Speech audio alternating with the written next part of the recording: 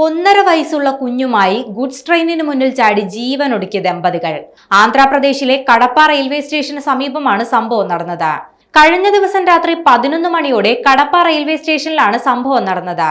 കടപ്പ സ്വദേശികളായ 35-കാരൻ ശ്രീരാമുലു, 30-കാരിയായ സിരിഷ, 1.5 വയസ്സുള്ള മകൻ ഋത്വിക് എന്നിവരാണ് മരിച്ചത്.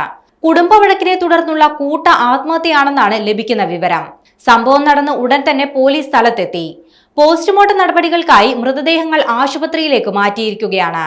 കഴിഞ്ഞ ദിവസം വൈകുന്നേരം ദമ്പതികൾ തമ്മിൽ തർക്കമുണ്ടായതായും ശ്രീരാമുലുവിന്റെ മുത്തശ്ശി ഇവരെ ശകാരിച്ചതായും വിവരമുണ്ട്. ഇവർ വഴക്കിട്ട് വീട് വിട്ടു പോയതിനു പിന്നാലെ ശ്രീരാമുലുവിന്റെ മുത്തശ്ശി ഹൃദയാഘാതത്തെ തുടർന്ന് മരിക്കുകയും ചെയ്തു. ഞായറാഴ്ച വൈകുന്നേരം ദമ്പതികൾ തമ്മിൽ രൂക്ഷമായ വാക്കുതർക്കമാണ് ഉണ്ടായത്. ഇവർ തമ്മിലുള്ള തർക്കം നീണ്ടുപോയതോടെയാണ് മുത്തശ്ശി ഇക്കാര്യത്തിൽ ഇടപെട്ടത്. ഇരുവരോടും സംസാരം നിർത്താൻ മുത്തശ്ശി ആവശ്യപ്പെട്ടു. എന്നാൽ കുപിതരായ ദമ്പതികൾ ഏക മകനെയും എടുത്ത് വീട്ടിൽ നിന്നിറങ്ങി പോവുകയായിരുന്നു. ഇതിനു പിന്നാലെയാണ് മുത്തശ്ശി കുഴഞ്ഞു വീണ് മരിക്കുന്നത്. തുടർന്ന് നേരെ കടപ്പ റെയിൽവേ സ്റ്റേഷന് സമീപം പോയ ദമ്പതികൾ കുഞ്ഞുമായി റെയിൽവേ പാളത്തിൽ കയറി നിന്നുവെന്നും ഇതുവഴി വന്ന ചരക്ക് ട്രെയിൻ ഇടിച്ച് മരിച്ചുവെന്നുമാണ് പോലീസ് പറയുന്നത്. നിയമപരമായ നടപടിക്രമങ്ങൾ പൂർത്തിയാക്കിയ ശേഷം മൃതദേഹങ്ങൾ ബന്ധുക്കൾക്ക് വിട്ടുകൊടുക്കുമെന്നും പോലീസ് അറിയിച്ചു.